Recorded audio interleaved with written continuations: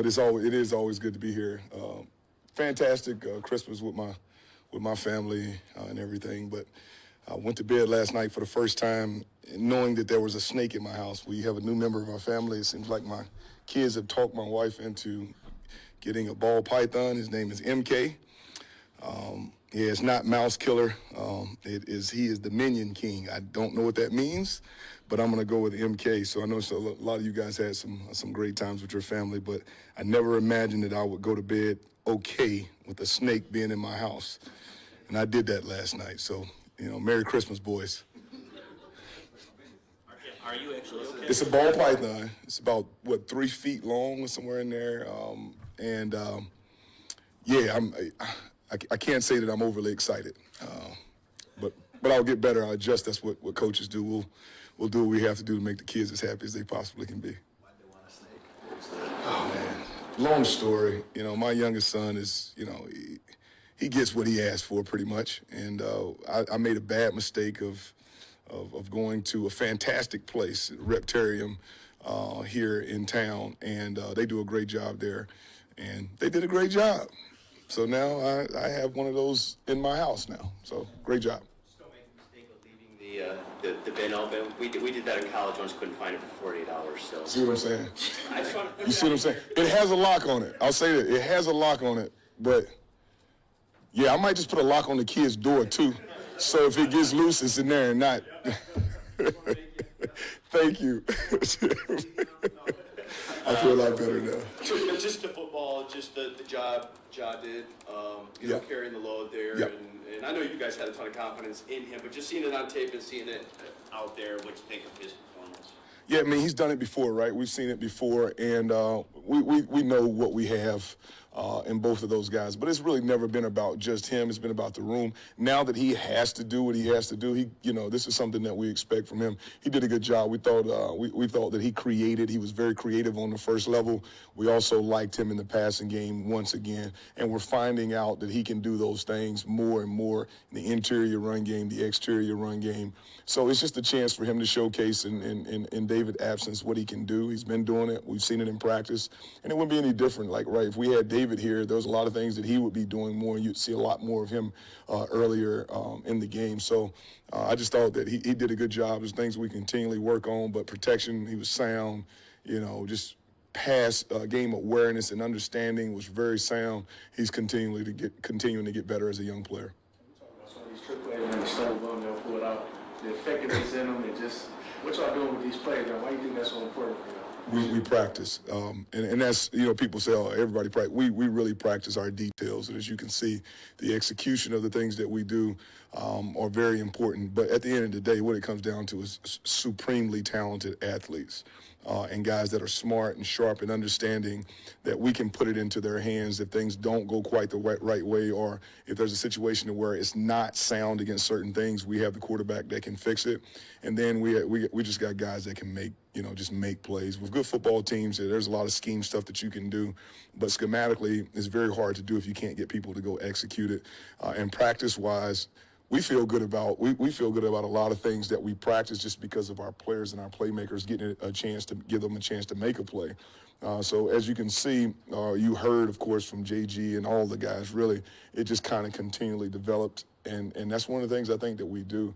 I said it early in the week or in the year, none of us are as smart as all of us, and everybody continues to do something to make the play better.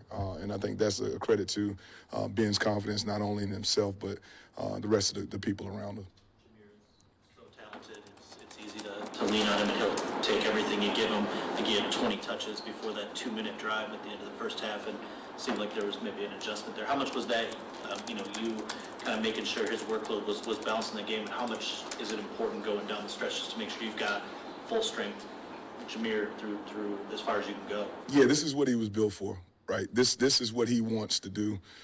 We're really proud of him. And also, one of the details there is that we wanted to get going in this game. There's no question about it. And there's always, game planning and schematics on what we're trying to do. And, there's also ways to get guys involved. We were in situations a lot of times where we got the ball in some great situations in the red zone or in the strike zone right in there that we had plays that we really wanted up and to see. So it kind of worked out that way. It wasn't really about his workload at that point. In the second half, then it became several different situations to where we wanted to get other people involved, wanted to see some other guys. We had the ability to see Jahmyr right there at the end. But we'll continue to sprinkle those guys as they grow in workload and in practice. But it's once again what we talked about. It's the entirety of the room. And where you saw certain guys in roles, that doesn't mean that's where you're going to see them in the future. I talked about it last week about trying to get Jahmyr 40 to 50 reps. He was somewhere in there. But more so, they were going to compete for these different roles, and I think they're doing a good job right now of competing for these different roles. In this role, somebody might do this week better than the next. So we're just going to continue to try to keep the room hot, keep it competitive, and move forward. The way you guys run the ball, you see what's going on with Saquon, Derrick Henry, Jacobs. The game is, everybody thought it was turning into a big passing league. As a running back coach, are you surprised and happy that it's back to running the football is such an important part of the game? I mean, I like the way we run the football. I hope they don't run it quite. I hope they can slow down just a little bit. But no, it's exciting to see the intricacies that are being placed in the run game. There's a lot of detail that those guys are doing, and they're doing a great job. How they're affecting the perimeter, how they're detailing the interior with some nudges and some different things that they're doing on the exterior, I should say. And I just think that, what's happening is there's an adjustment, right? I said it at the beginning of the year, there's these adjustments that happens from season to season. At one point in time, we were throwing the ball damn near every down, years back, and then now it's kind of trending back toward running the ball. But at the end of the day, what's happening is teams are being put together to do certain things, and I think that's what you're seeing. Last year certainly was a stinging loss. Just wondering now, several months removed from it, what's your mindset going into this game and how you process just kind of being that close to something that all coaches want to be part of in the Super Bowl? Oh man, just like for us, it's really been, and it's difficult at times, you know that, but it's been the windshield, mentality versus the rearview mirror. We're really trying to focus on what we have going forward. Look, this is a different team, and they're a different team. And that's kind of where we are right now. We're really focused on this year, 2024, and just trying to play as well as we possibly can play against this team.